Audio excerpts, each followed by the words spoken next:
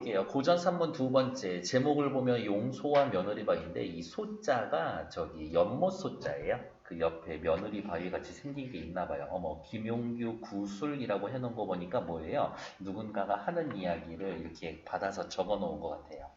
뒷페이지 보면은 1번 보기를 바탕으로 윗글을 해석한 내용으로 적절하지 않은 것은 3번 보기와 관련해서 며느리가 화석이 된 거야 라는 것으로 적절한 것은 어머 세상에 사람이 바위가 된다고? 입에서 입으로 전해진 이야기. 그러니까 얘는 설화가 확실하고 저렇게 며느리 바위가 있어요 라고 이야기하는 거 보니까 신화 전설 민담 중에서 전설에 해당되는 것 같아요. 내용은 어렵지 않으니 빨리 들어가 보도록 할게요. 시작해 봅시다. 용소는 장현읍에서 한 20리 되는 거리가 있는데 어머 이 용소 실제로 있는 거예요. 그럼 옆에다가 이렇게 써야 되겠지. 뭐라고? 구체적인 증거물. 아 맞아. 구체적인 증거물이 있다라는 게 전설의 특징이었었지. 장현읍에서도 그 서도로 유명한 몽금보 타령 있는 데가 있는 데거든. 그 몽금보 타령 가는 데인지 아무 뜻이 없어요. 바로 구비문학으로서의 특징을 보여주는 부분이다. 이러한 걸 뭐라고 한다? 군소리라고 이야기를 해요. 거시기 있잖아요. 저기 뭐냐. 그 용소라는 게 있는데 그 전설이 어떻게 됐냐 할 것 같으면 전설에다가 동그라미. 그렇게 옛날적이지. 아 맞아. 전설이라는 거는 어떻게 구체적이지 않은 막연한 시간적 배경 그걸 특징으로 하지. 옛날에 지금 그 저기 어디냐 용소 있는 자리에 장제 첨진의 집터 자리라 그래야 어머 거기에 원래 집이 있었대요. 집이 있었는데 이게 용소라고 하면서 연못으로 바뀌었나 봅니다. 장제첨진의 집터 자리인데 아까 여기 할아버지 할머니인지 쓸데없는 이야기 자꾸 반복하고 있죠? 역시 구비문학으로서의 특징.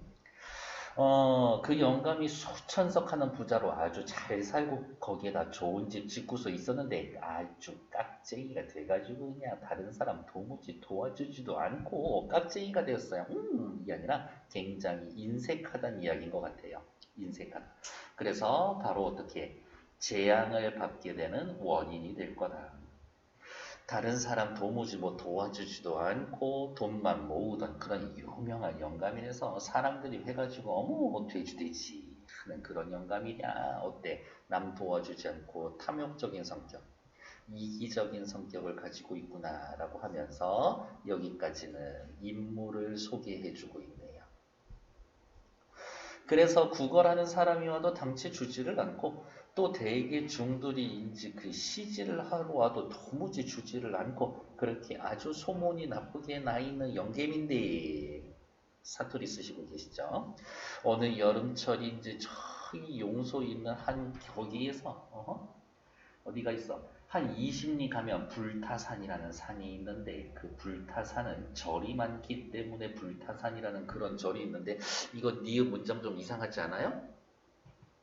불타산은 절이 많기 때문에 불타산이란 이름이 붙었어. 이런 식으로 이야기해야 되는데 어때요? 아 이거는 뭔지는 모르겠지만 어떻게 해요? 둘 중에 하나지. 구연자가 실수를 했던가 말해 주시는 분이 실수를 했던가 아니면 받아 적으면서 체록을 할 때 오기가 있었거나 구비문학의 특징이 또 나타나는 거죠. 불타산 절이 많아 왠지 심상치 않아요. 미리 말씀을 드리면 이 불타산은 초월적 세계입니다.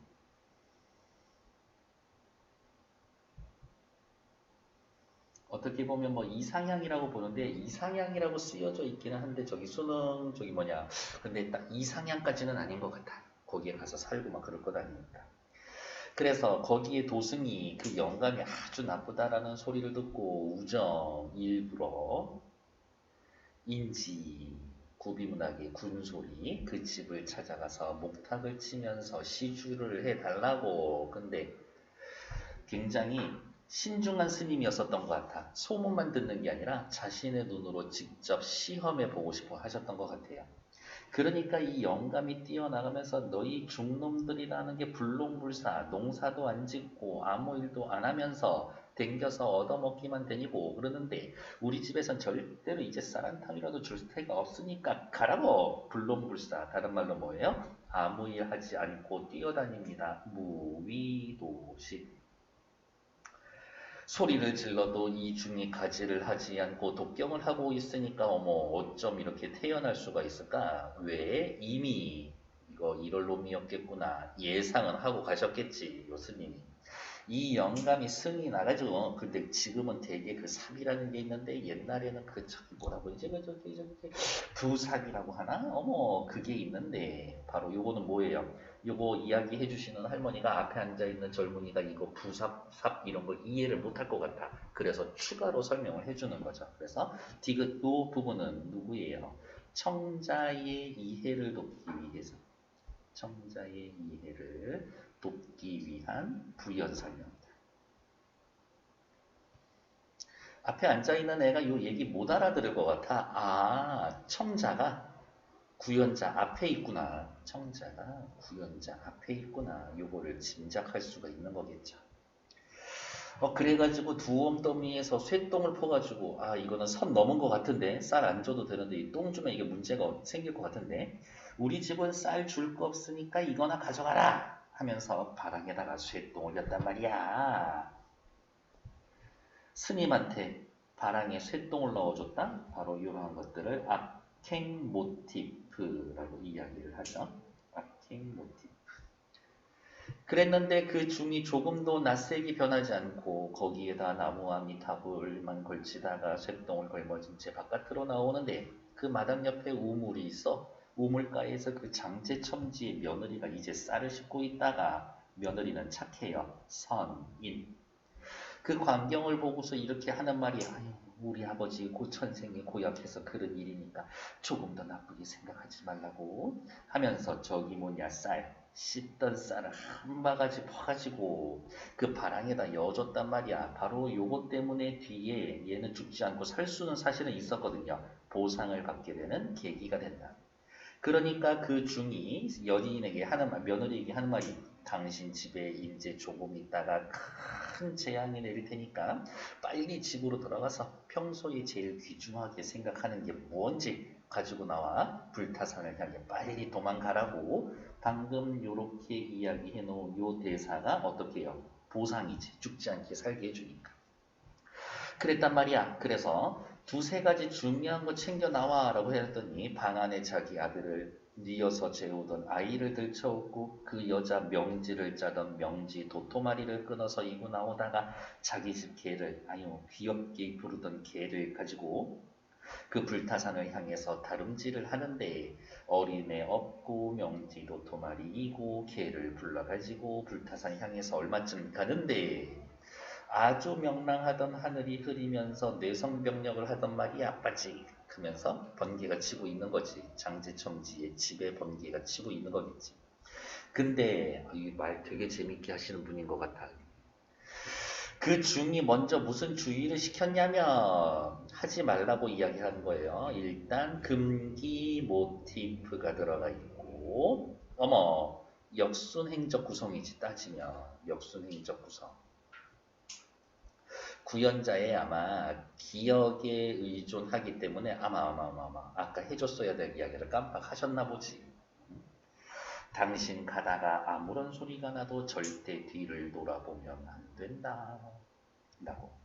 근데 이 여인이 가는데 갑자기 뇌성병력하면서 그 벼락치는 소리가 나니까 깜짝 놀라가지고 어머 세상에 뒤를 돌아다봤단 말이야. 이거는 보지 말려고 해서 안 보려고 생각했는데도 어떻게 번개 치면은 보게 되어 있어. 아 인간이라는 것은 뭐 본능이라든지 욕구를 이기지 못하는구나. 본능이나 욕구를 이기지 못하는 인간의 한계.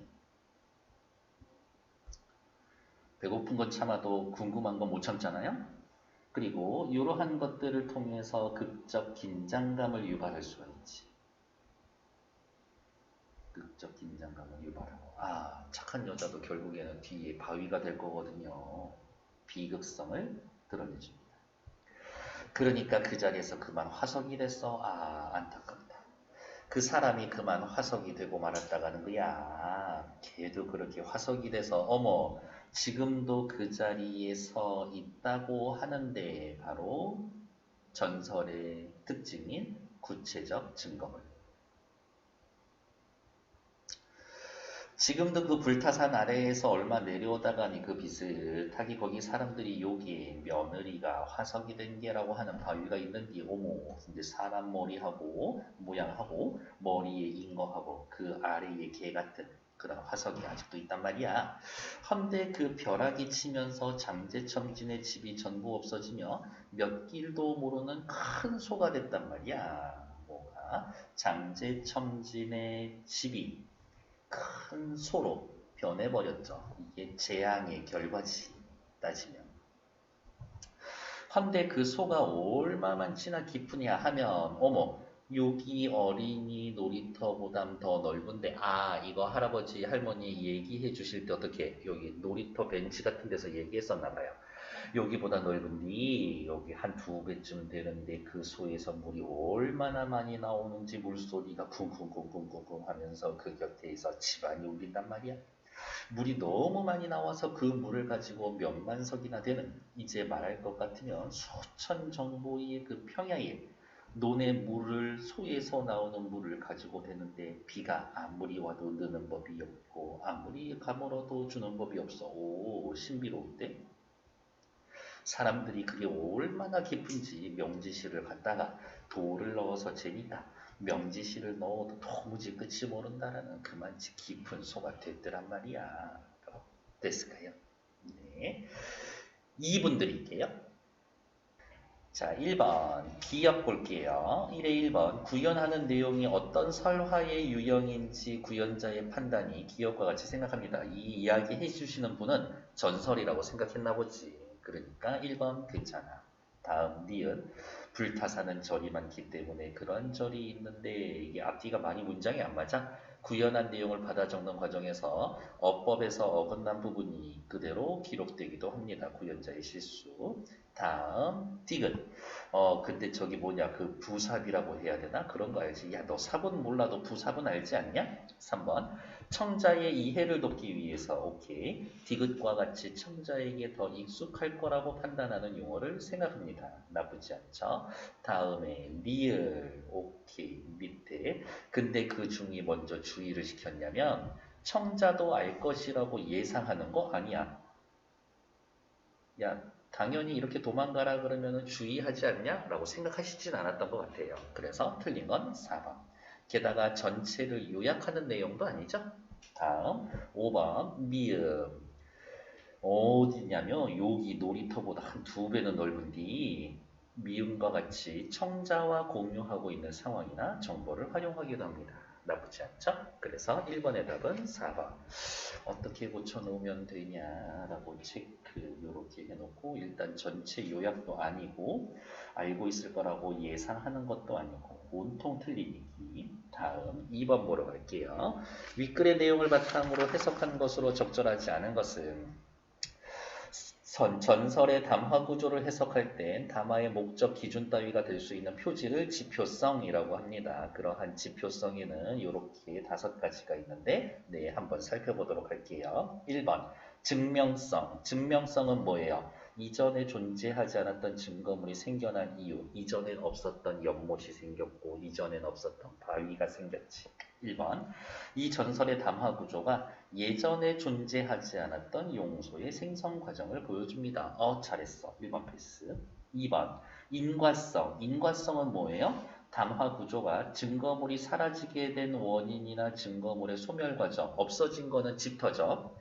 2번 인과성을 표지로 삼는다라고 하면 이 전설을 통해 장제첨진의 그 집이라는 증거물이 사라지게 된 까닭에 초점을 맞추고 있습니다. 라고 확인하시면 될 것 같아요. 자, 요게 대충 맞는 이야기인 것 같은데 문제는 이거지.